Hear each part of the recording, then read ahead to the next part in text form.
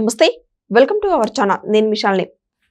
YCP వాళ్ళు చేసిన నీచమైన కామెంట్స్కి మొదటిసారిగా స్పందించిన భువనేశ్వరి గారు.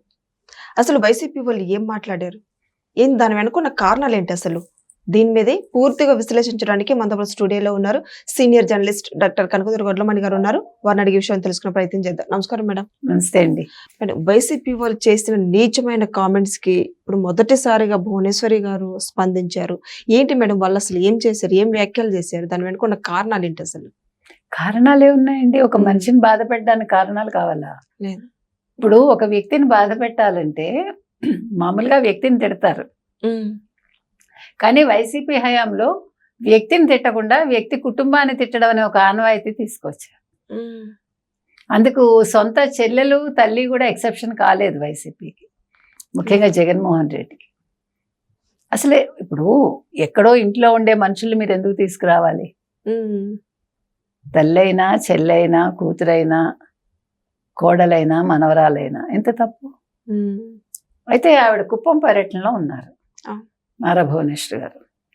ఇటీవల కాలంలో ఆవిడ ఎక్కువ ప్రజలతో మమేకం అవుతున్నారు. యాక్చువల్గా ఆవిడ ఎప్పుడు బయటికి రాలేదు. ఎన్టీఆర్ గారి పిల్లలు ఎవరు కూడా అంత తొందరగా బయటికి రారు. ఒక పురంధేశ్వరి గారు రాజకీయాల్లో ఉన్నారు, దగ్గుబాటి వెంకటేశ్వరరావు గారు ఉన్నారు, మిగతా వాళ్ళు ఎవరు పెద్దగా రాలే కదా. ఒక బాలకృష్ణ గారు హిందూపురానికి ఉంటారు. అయితే నారా భువనేశ్వరి గారు ఎప్పటి నుంచి బయటికి రావడం మొదలు పెట్టారంటే చంద్రబాబు నాయుడు అరెస్ట్ దగ్గర నుంచి 2023 నుంచి ఆవిడ నిజం గెలవాలి అని చెప్పి ఆవిడ తిరగడం మొదలుపెట్టారు. సో ఆ రకంగా ఆవిడ ప్రజల్లోకి రావడం, తర్వాత చంద్రబాబు నాయుడు గారు నెగ్గాక కూడా ఆవిడ ట్రస్ట్ వ్యవహారాలు, తర్వాత బ్లడ్ బ్యాంక్ వ్యవహారాలు ఇవన్నీ ఆవిడ చూసుకుంటున్నారు. ఇటీవల కల్లా తలసేమియాకు కూడా వాళ్ళు ఒక సెంటర్ పెట్టడం, మళ్ళా అన్ని రకాలుగా. సో ఈ నేపథ్యంలో ఆవిడ మళ్ళా కుప్పం ప్రజలతోటి కలవడం మొదలుపెట్టారు. కలిసినప్పుడు చాలా అర్జీలు కూడా తీసుకుంటున్నారు. సో ముఖాముఖిలో ఆవిడ ఇన్ని సంవత్సరాలు తన మనసులో ఉండే వేదనని ఆవిడ ఇవాళ బయటపెట్టడం జరిగింది. అంటే ఏం మాట్లాడారు అనవసరం, నిండు సభలో ఈవిడ గురించి నీచంగా మాట్లాడారు. మాట్లాడినప్పుడు వైసీపీ మహిళలు కూడా ఉన్నారు, ఎవరు ఖండించలా. అది తప్పు కదా. సాటి మహిళను తిట్టేటప్పుడు నువ్వు అదే పార్టీ నుంచి వచ్చావు కదా రోజా, అదే పార్టీ కాకపోయినా సమర్థించాలి. ఇప్పుడు మనం విభేదించాలి, సమర్థించాలి. సో అది జరిగింది. ఆ రోజు వాళ్ళు అంటే తిట్టడానికి సమర్థించారు. అది ఇవాళ ఆవిడ బాధపడుతూ ఆ అంశాలు ప్రస్తావించారు. అంటే ఇన్ని రోజులుగా ఆవిడ మనసులో ఆ బాధ ఉంది. ఆ ఉన్న బాధని ఇన్ని రోజులకి ఎందుకో ఆవిడకి చెప్పుకోవాలనిపించింది. ఆవిడ ఒక మాట బయట పెట్టారు. అది వైసీపీ వాళ్ళు ఇంత దారుణంగా మాట్లాడటం వాళ్ళకి ఫస్ట్ నుంచి వస్తున్న ఆనవాయితీగా వస్తుంది కాదండి. వాళ్ళు అలా మాట్లాడారు. ఇప్పుడు ఇతనెవడు మన కిరణ్, ఆయన పేరేంటి కిరణ్, ఆయన ఏదో భారతిరెడ్డి గారిని అన్నారని ఆయన అరెస్ట్ చేసే వరకు వెళ్ళారు కదా. ఆయన క్షమాపణ చెప్పినా కూడా సరే మాట్లాడటం తప్పే, నేను అదేం కాదని అంటలే. ఎవరి గురించి అయినా, ఏ మహిళ గురించి అయినా నీచంగా మాట్లాడకూడదు, అది అందరం ఒప్పుకుంటాం విషయం. కానీ అతను క్షమాపణ చెప్పాక కూడా అరెస్ట్ చేయించారు. మరి అలాగే మీరు కూడా అంతే కదా. మీ హయాంలో ఒక న్యాయం, మీరు కానప్పుడు ఒక న్యాయమా వేరే వాళ్ళు ఉంటే? అది మనం అడుగుతున్నాం.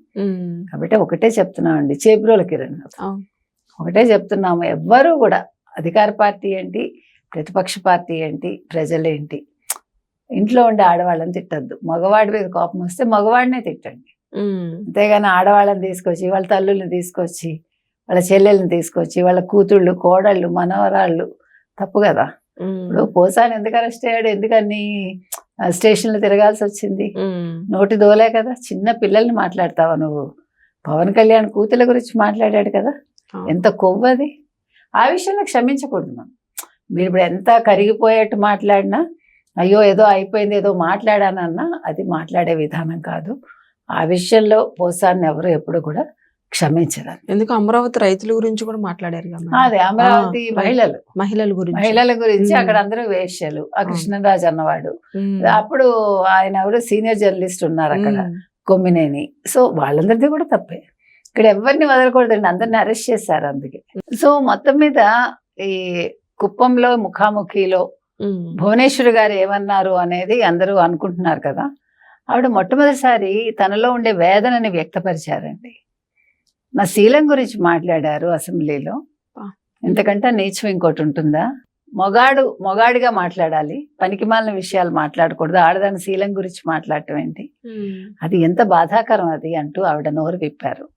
ఎందుకంటే జగన్మోహన్ రెడ్డి చేతకాని వాడు అనేది ఆ రోజే నిరూపితమైంది. అదేవిధంగా ఆ రోజు వైసీపీ వాళ్ళందరూ కూడా చేతకాని చేవలేని దద్దమ్మలని ప్రజలే రుజువు చేశారు.